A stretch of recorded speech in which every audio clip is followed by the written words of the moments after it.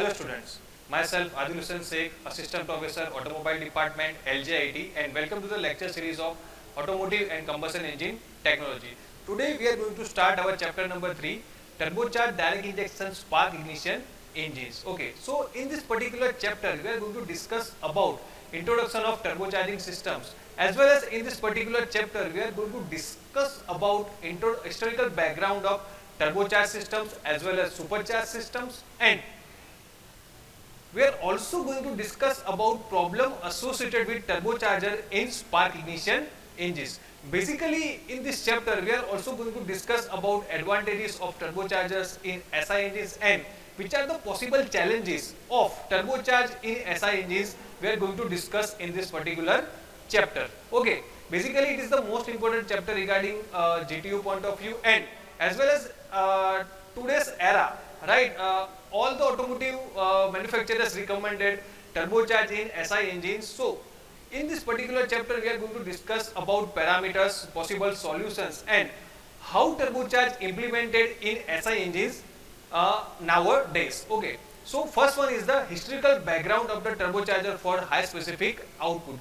Basically, turbocharge implement to enhance the airflow to the particular engines as a force induction devices, right? Basically, turbocharge, colloquially known as a turbo, it is a turbine driven system.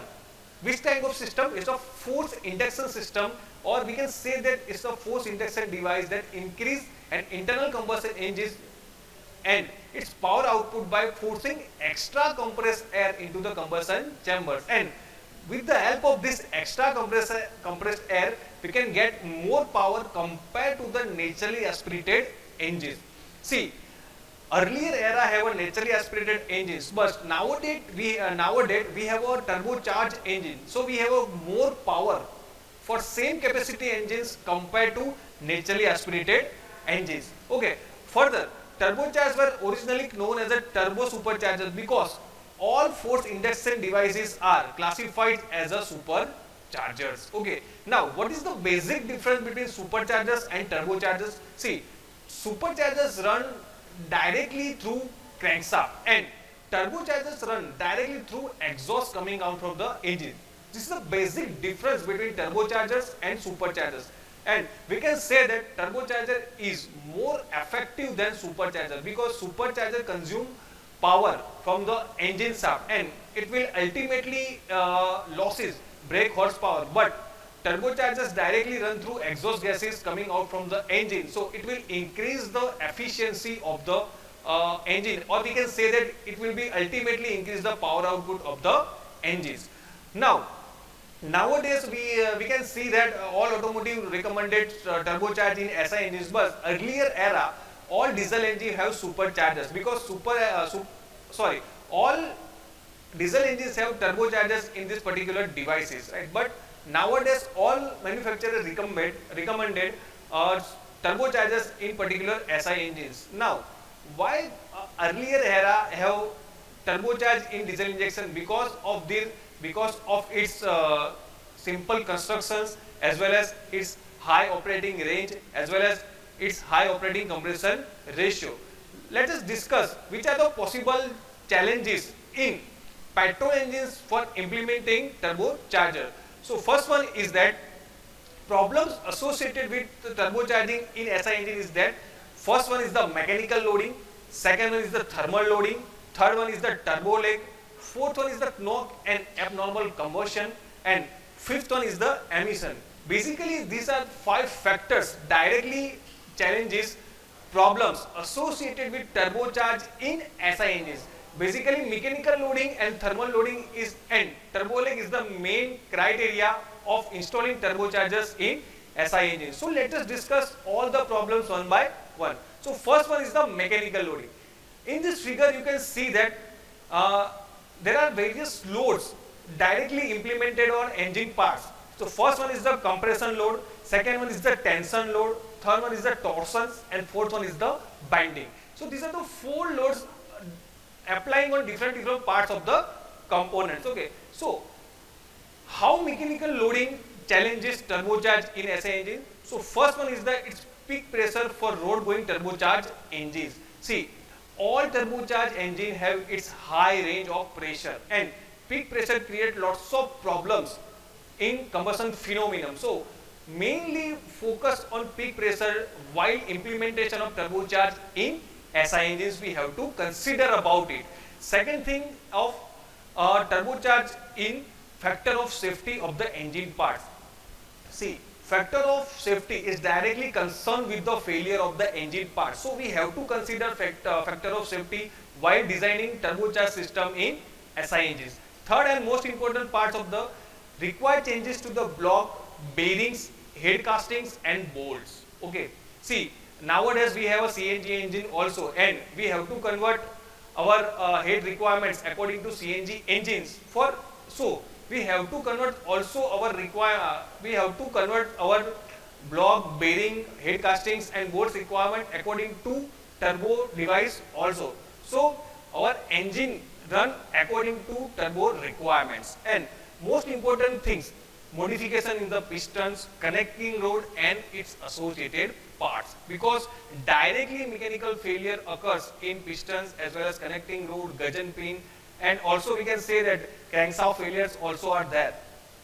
Okay, so in mechanical loading we are considering these types of failure, or we can also say that it is a basic challenges for parts to sustain this kind of loading while implementing of turbocharge in our particular system. Peak pressure, factor of safety, design modification and requirements of external parts, we can say that is bearings, then bolts, nuts, studs, etc. Okay, now let us discuss main topic, vibration. See, we know that engine have vibration dampers, right, to absorb all types of vibration arise in the particular engine sides.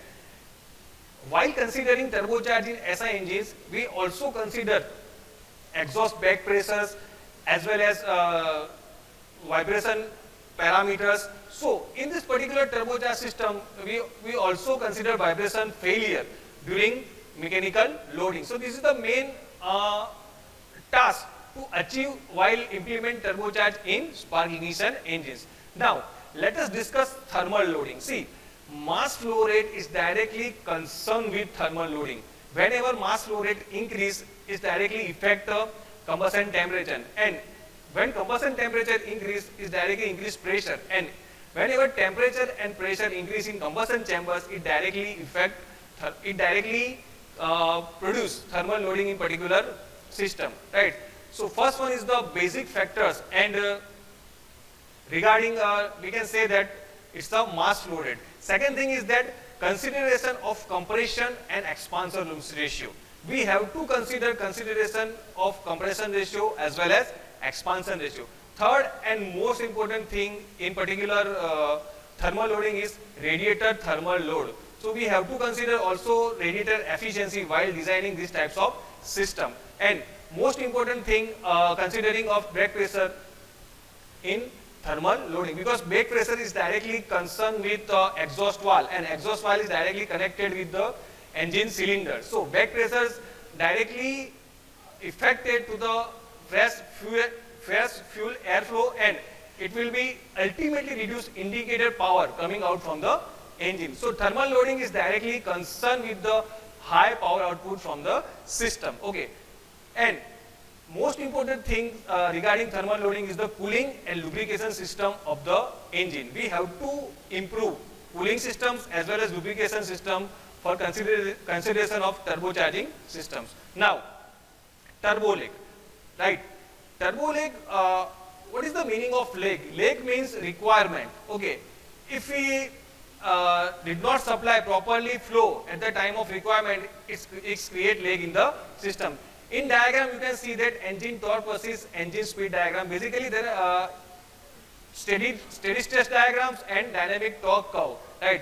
While we are performing a turbo system in our particular SI system, so we have to consider steady state full load curve, and also we have to consider dynamic load curve, right? So in this particular curve, you can see that dynamic torque fluctuate compared to the steady state curve because of this lag system, right? because of variation in pressure ratio and mass flow rate, because directly mass flow rate is directly concerned with the thermal loading, and thermal loading is directly concerned with the turbo leg, because turbochargers is directly independent of crankshaft system, and crankshaft system, right, does not participate in this particular turbocharging system. So we can say that exhaust have different types of pressure and different types of temperature at a particular time. So there might be a chances of turbo lag in this particular system. So aerodynamic characteristics of turbine and compressor main role play in this turbo lag system, because turbo lag directly affected inertia of the fins as well as turbocharging weight systems, and it's also affect aerodynamic characteristics of the turbine also, right. So this is the main disadvantage of the turbochargers turbo lag. In superchargers we did not face any kind of lag compared to the turbocharged systems, and mainly as I had already told you that inertia of turbocharged wheel assembly mainly participate in turbo lag system. Exhaust pressure, exhaust temperatures is directly participate in turbo lag while we are using turbocharged in SI engine. Okay, so this is the main three problem associated with turbocharged system. First one is the thermal loading, second is the mechanical loading, and third one is the turbo lag. And in next lecture we are going to discuss emissions and knock and abnormal combustion. Till date, thank you.